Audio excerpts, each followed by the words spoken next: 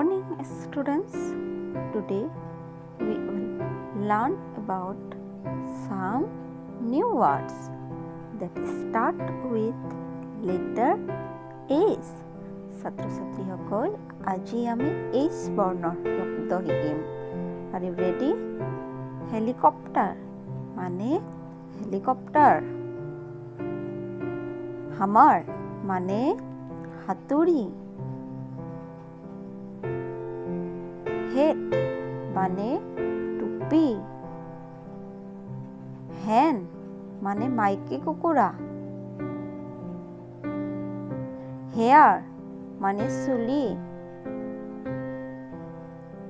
হানি মানে মৌ। হাউচ মানে ঘৰ।